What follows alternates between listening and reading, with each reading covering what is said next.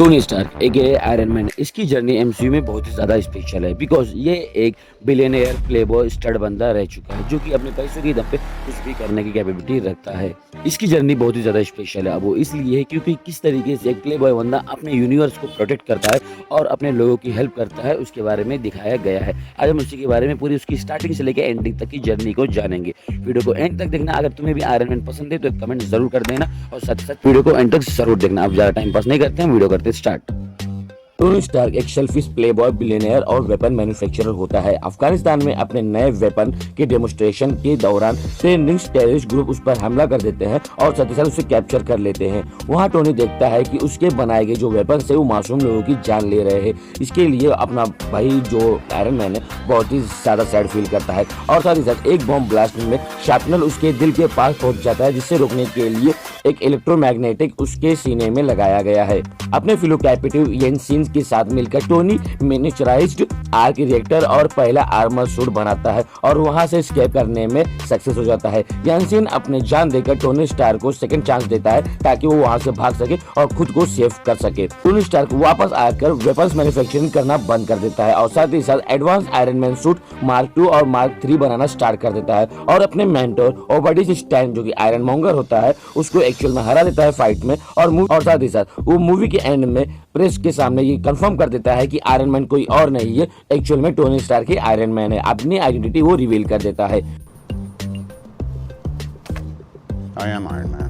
Tony के सीने में लगा आर्क रिएक्टर उसकी जान बचा रहा होता है, पर वहीं पर जो पैलेडियम कोर होता है वो एक्चुअली में टोनी के ब्लड में पॉइजन भी कर रहा होता है। साथ ही साथ गवर्नमेंट भी उससे बहुत ज्यादा प्रॉब्लम करती है और उससे उसका सूट मांग रही होती है, उससे वो सूट टेक्नोलॉजी मांग रही होती है। अपने लेट फादर हावर्ड स्टार्क की छोड़ी हुई रिसर्च को डिकोड करके टोनी एक नया एलिमेंट डिस्कवर करता है और साथ ही साथ उसकी जान बचाता है। वो विप्लेस एवन वांको और जस्टिन हैमर के डेंजरस ड्रोन को हराता है, जिसमें उसकी हेल्प करते हैं रोडी, वॉर मशीन और ब्लैक विडो। और यहीं पर हमें ब्लैक विडो का फर्स्ट अपीयरेंस भी देखने के लिए मिलता है। टोकी और चित्तौरी आर्मी अर्थ पर अटैक करते हैं। टोनी अपने ईगो को साइड में रखकर और बाकी सभी हीरोज जो कि captain America, Thor, Hulk, black window और साथ ही साथ अपना हॉकाई, इन सभी के साथ में मिलकर उनसे फाइट करता है।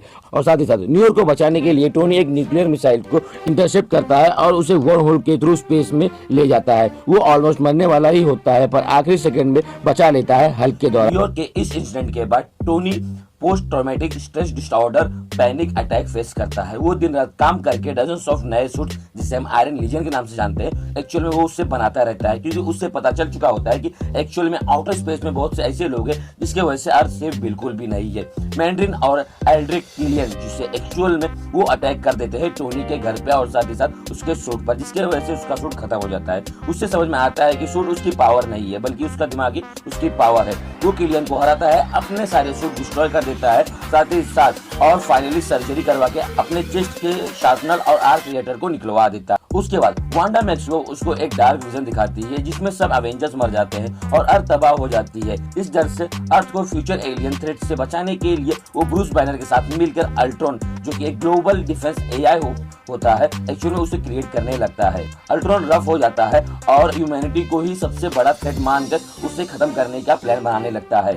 अपनी गलती सुधारने के लिए टोनी अपने एआई जार्विस को एक नए सिंथेटिक बॉडी में अपलोड करता है, जिससे विजन का जन्म होता है। फिर सब मिलकर सोकोविया में अल्ट्रॉन से फाइट करते हैं और उसे वहां पर बीट करते हैं। अल्ट्रॉन और दूसरे इंसिडेंट में हुई तबाही और मासूम लोगों की मौत की वजह से टोनी गिल्ट में होता है। वो यूएन के सोकोविया अकॉर्डिंग गवर्नमेंटल ओवरसाइट को सपोर्ट करता है, के कारण से कैप्टन अमेरिका से झगड़ा हो जाता है और साथ ही साथ अवेंजर्स दो हिस्सों में बढ़ जाती है। टोनी को पता चलता है कि कैप्टन अमेरिका का जो ब्रेन वॉश दोस्त है जिसका नाम बकी है, एक्चुअल में उसे विंटर सोल्जर भी कहते हैं, उसने 1991 में उसके पेरेंट्स को मारा था और स्टीव रॉजर्स को ये बात पता थी और उसने ये बात छुपाई थी। ये बात टोनी को बहुत ही ज्यादा बुरी लगती है और वो दोस्ती खत्म कर देता है।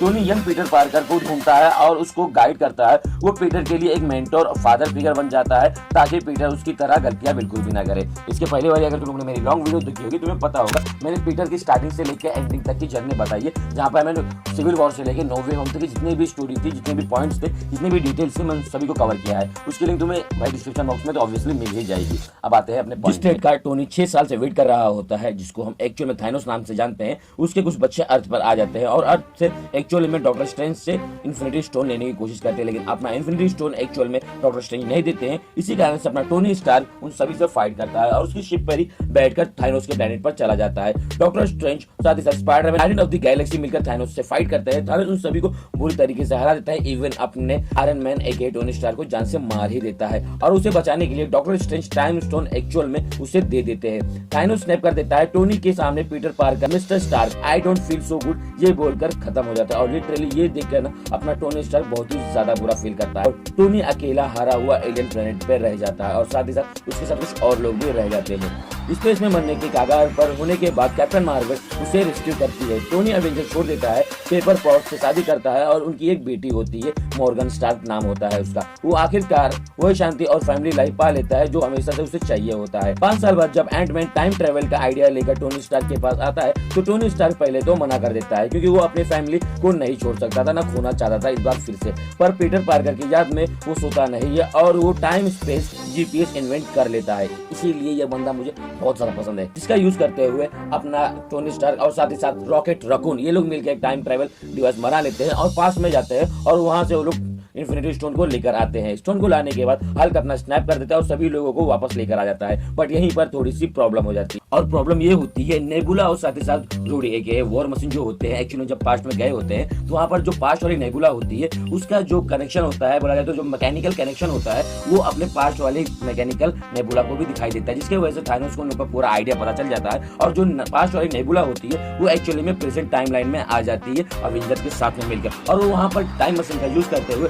पास्ट वाले थाइनोस को भी बुला लेती है उसके आर्मी के साथ में। इसके बाद हम देखते हैं इन सभी के बीच में एक काफी एपिक बैटल होती है और वो बैटल बहुत ही ज्यादा ब्रूटल लेवल पर होती है, जहां पर हमें दिखाने के लिए मिलता है भाई अपने जो कैप्टन अमेरिका भाई साहब उन्होंने थॉर का हैमर फाइनली उठा लिया है और जिस तरीके से एपिक बैटल दिया है, एक एपिक फाइट दिया है ना, हम सभी फैंस के लिए बहुत ही ज्यादा सॉलिड लगा है वो और काफी ज्यादा मजा भी आया उस चीज को देखकर। लेकिन हम सभी देखते हैं उन सभी के बीच में फाइट चल ही रही होती है और अपना जो थाइनोस एक्चुअली में फिर से गॉन्टलेट या बोला जाए तो इन्फिनिटी स्टोन पाने ही वाला होता है, तभी कैप्टन मार्वल आके उससे फाइट करती है, लेकिन अपना थाइनोस कैप्टन मार्वल को भी बीट कर देता है, एक पंच के अंदर में उसे काफी दूर भेज देता है। तो एंट्री होती है अपने आयरन मैन की, एक बार फिर से उन दोनों के बीच में फिर से फाइट हो जाती है, लेकिन इस बार अपना आयरन मैन काफी ज्यादा स्मार्ट होता है। वो इस तरीके से अपना गॉन्टलेट बनाया होता है कि जो गॉन्टलेट में इन्फिनिटी स्टोन लगे हुए रहते हैं उससे वो कैप्चर करके अपने हाथों में ले लेता है और यही वो पल होता है जहां पर डॉक्टर स्ट्रेंज ने बोला होता है कि उन 14 मिलियन के चांस में बस एक ही चांस है जिसमें हम जीत सकते हैं और अपना जो आयरन मैन होता है उसी पल को बहुत ही बेहतरीन तरीके से निभाता है और वहीं पर वो स्नैप कर देता है और बोलता है आई एम आयरन मैन। ये बोलने के बाद स्नैप कर देता है भाई, लिटरली जो इमोशनल चीजें देखने के लिए मिलती है ना बहुत ही ज्यादा मतलब अलग ही फील आता है क्योंकि जितनी भी गामा रेडिएशन होती है उसकी बॉडी को फैल जाती है, जिसकी वजह से वो पॉइजनेट हो जाता है और उसकी बॉडी उस चीज को झेल नहीं पाती है और यहीं पर अपना जो आयरन मैन की जर्नी होती है एमसीयू के अंदर में वो खत्म हो जाती है। लिटरली ये बहुत ही ज्यादा सैड पल होता है।